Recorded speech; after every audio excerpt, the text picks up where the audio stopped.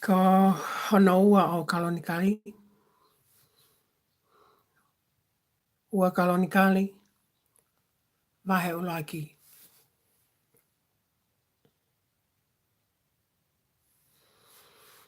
Pena e tu kaua ai hau o Solomone alo o te evita. Pena e kau moia a hono o tua ko Sihova. O ne whakatau o lunga ia. Pea whono e Solomone ki Isleri katoa. Ki kau pule toko i afe. Mai kau pule toko i te au. Pe ke kau whakamau. Pea ki hau eiki kotoa pe o Isleri katoa. Ai ngahi ulumotua. Pea toki haele a Solomone. Pea haofia ia e whakataha kotoa o au ki he sia o kui kipione. Hena e tu wai a te eniti wheiloa ki anga o Elohimi.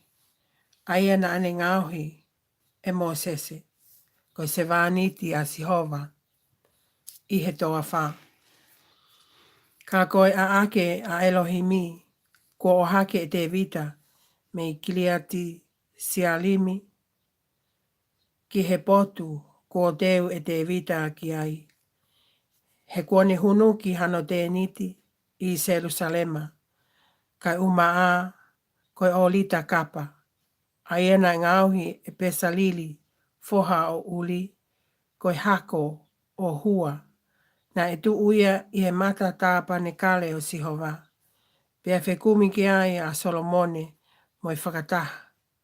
Io, na e ha ele hake ki ai a Solomone ki he olita ka pā ki he ao o Sihova.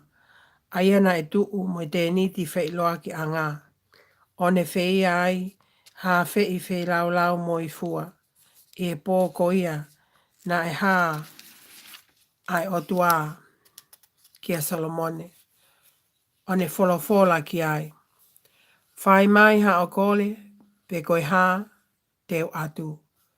Pe whakatau wholofola a Solomone ki he o tua. Ko ke whai ki a te vita ko ekta mai ha ofa lahi. Pea ko ke whakanofo au ke whetongi ia i he tui. Pea ko eni e Sihova Elohimi ke whakamooni ho wholofola ki a te vita ko ekta mai. He ko ke whakanofo au ke pule ki he kakai toko lahi. O tā au mo e efu o i kere kere. Ko ia ke whuaki mai ha poto mo ha moho whakakau kau. Ke umawhai ke alu atu. Mo hū mai i he ao o i kakaini. He kohai tene ma whakamau a kakaini kua fulahi pehe. Pea wholofola o tua ki a Solomone.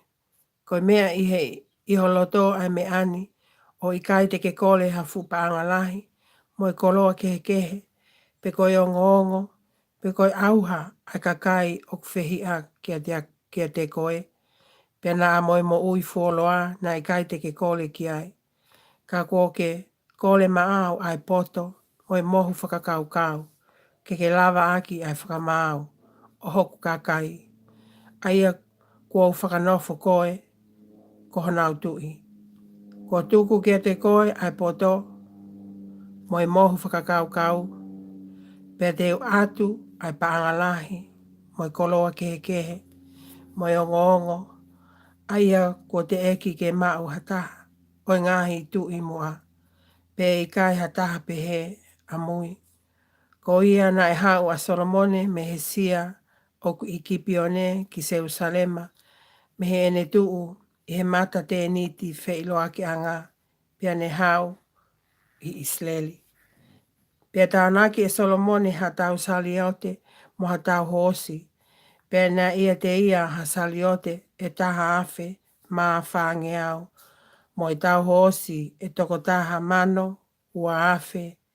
O ne tufaki ki nau tolu ke ngahi kolo saliote. Pea ke whe au foki mo i tui i Jerusalema. Pe i ngā ue ai tui na i tu una ai koula mo i siriwa i Jerusalema. Hange koni makape. Pea koe akau sita ke hange koe ngahi sukamino i Sefela. Pea koe whangahosi na ia Solomone na e omi me ispite.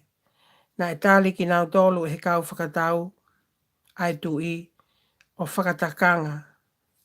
O totongi whakataha ki he takanga.